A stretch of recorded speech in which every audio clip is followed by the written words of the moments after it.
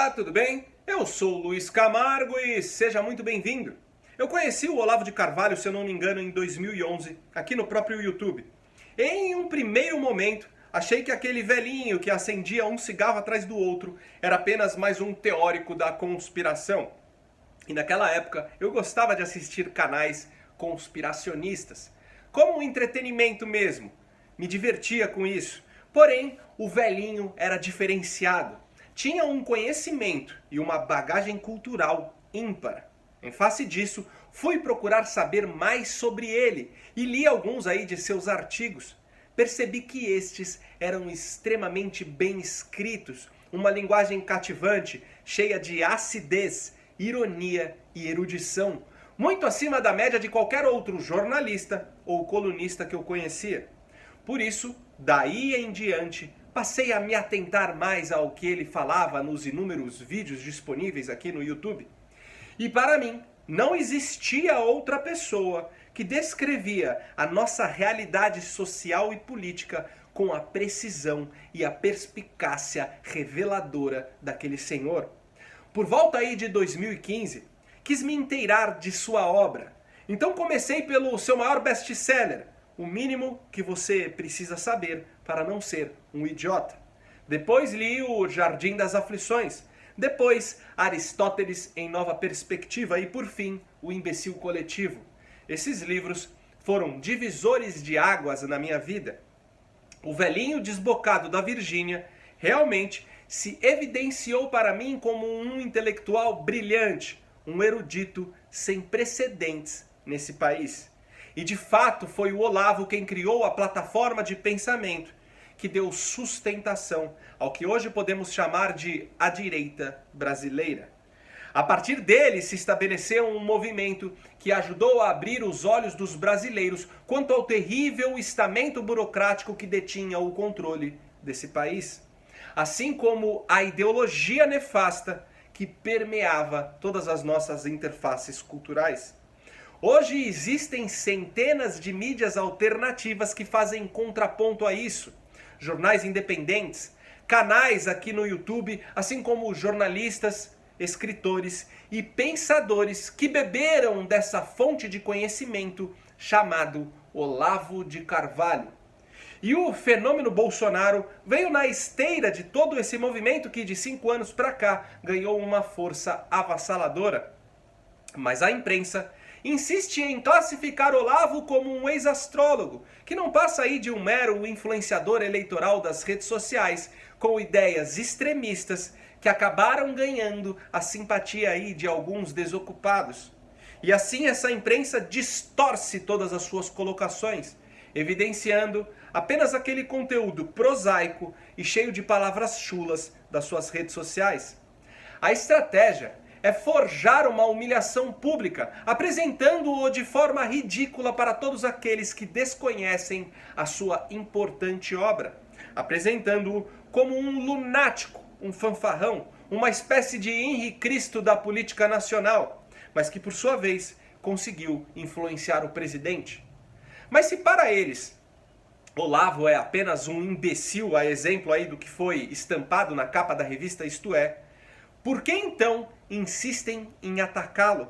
Por que se empenham tanto na sua desmoralização pública? E a resposta é simples: eles têm medo.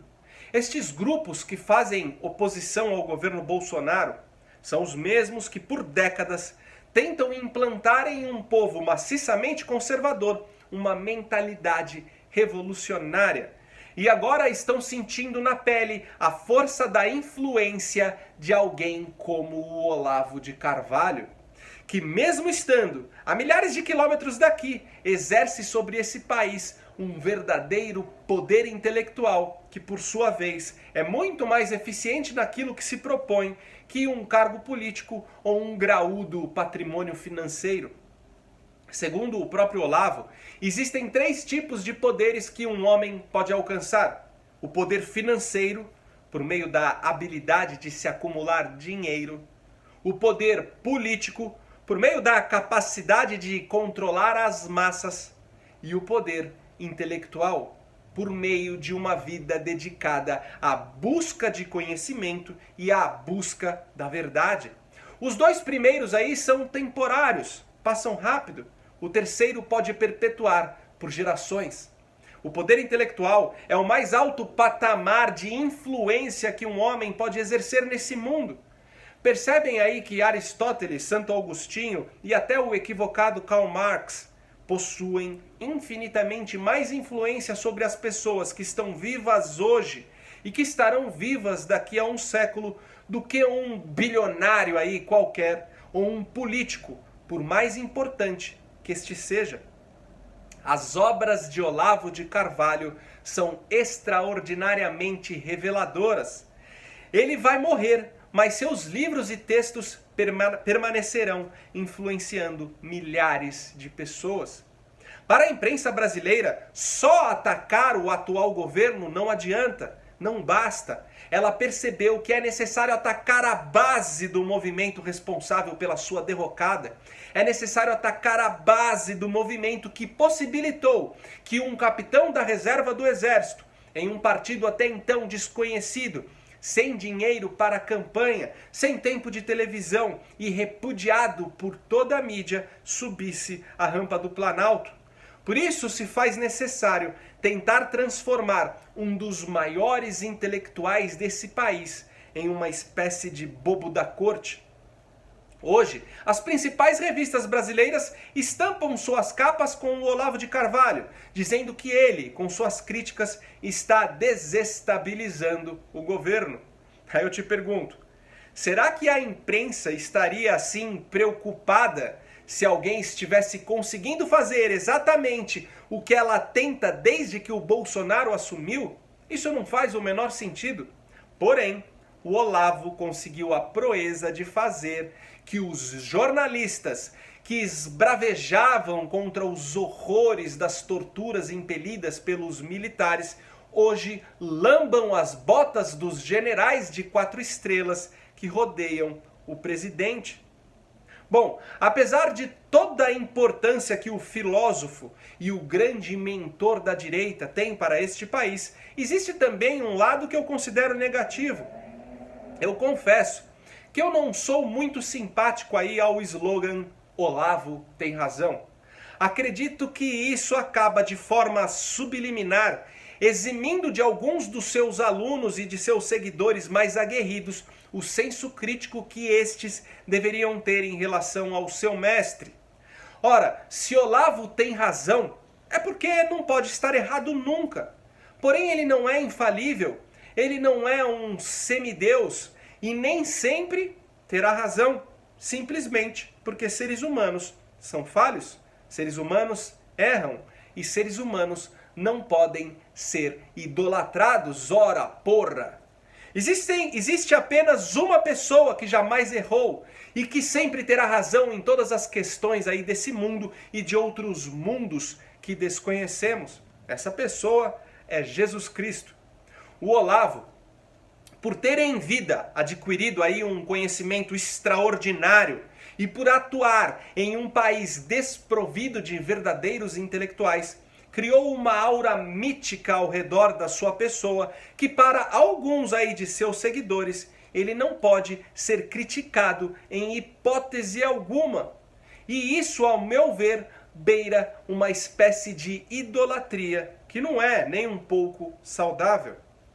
Nesse atual conflito aí com os militares, é claro que estes falaram bobagem, assim como fizeram bobagem. O Olavo tem toda a razão no teor do que o levou a essa briga que hoje acompanhamos de camarote. E se você é daqueles que ainda acha que os generais não mereciam toda essa represália, basta analisar o Sérgio Moro, por exemplo. Sabemos aí que o nosso ministro da Justiça não é simpático a todas as propostas do presidente e o armamento civil é uma delas, mas aceitou fazer parte de um governo onde essa era uma das principais plataformas e em momento algum contradisse o Bolsonaro publicamente sobre este tema. Agiu dessa forma porque reconhece o seu lugar e é fiel ao plano de governo que foi aprovado nas urnas, muito diferente da atitude desses generais de pantufas que foram devidamente desmascarados pelo Olavo. Por isso sim, Olavo tem razão ao criticar esses militares. No entanto, na minha opinião, creio que a forma que o Olavo trouxe isso a público não foi a mais assertiva, assim como não foi o momento mais propício. Faltou um pouco mais de tato. Essa é a minha interpretação e claro que eu posso estar errado. Veja bem, se os militares que foram colocados no governo pelo próprio presidente estão dando declarações contrárias às suas propostas, declarações contrárias a uma visão de Brasil que 57 milhões de brasileiros escolheram nas urnas, isto mostra que o Bolsonaro não teve pulso para colocá-los nos seus devidos lugares. Hoje aquela dinâmica da hierarquia militar mudou. Agora os generais estão sob o comando de um capitão. Afinal é ele o presidente. E como tal, ele não só pode, como deve sim ouvir pensamentos divergentes. Mas a palavra final tem que ser a dele. E quem não estiver alinhado aí com seus preceitos, deve ser por ele corrigido ou, se necessário, por ele afastado. Aí eu te pergunto, será que antes de sair xingando os militares publicamente, o Olavo não poderia ter falado com o Bolsonaro antes? Ter o alertado, o aconselhado, como faz um mentor intelectual? E se não tivesse surtido efeito, ter esperado que a reforma da Previdência passasse, para só depois jogar a merda no ventilador, expondo quem são aqueles que estão tentando sabotar o governo? Será que essa forma aí não seria mais prudente? Pois da maneira aí como ele agiu, só deu a munição que a mídia precisava para tentar criar uma crise falsa no governo e bem às vésperas da aprovação da reforma. Apesar aí do desprestígio da imprensa, temos que entender que quando ela manipula a realidade com o intuito de emplacar uma crise no governo, por mais que esta seja infundada, o mercado acaba respondendo negativamente, o que inevitavelmente prejudica a todos nós. É claro que o Olavo, como qualquer cidadão comum, tem total direito de expor o que pensa e da maneira como bem entender. E ele vem fazendo isso há muito tempo de forma contundente e abrindo nossos olhos.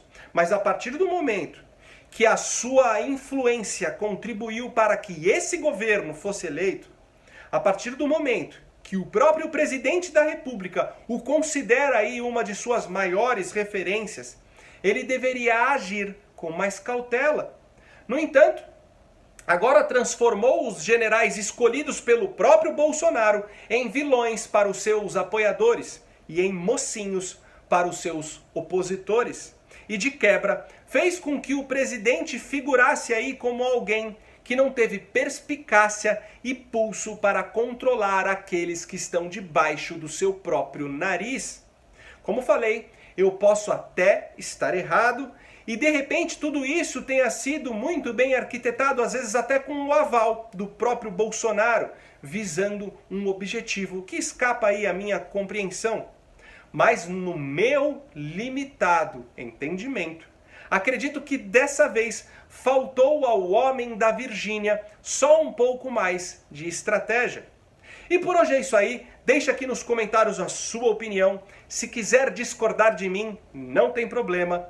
Curte e compartilhe ao máximo esse vídeo para ele ganhar relevância aqui no YouTube. Confere se está tudo ok com a sua inscrição e com o sininho. E como vocês sabem, está cada vez mais difícil, depender do YouTube, para fazer vídeos. Por isso, se puder contribuir com o canal com qualquer valor, vou deixar o link do nosso Apoia-se aqui na descrição. Então, até o próximo vídeo. Valeu!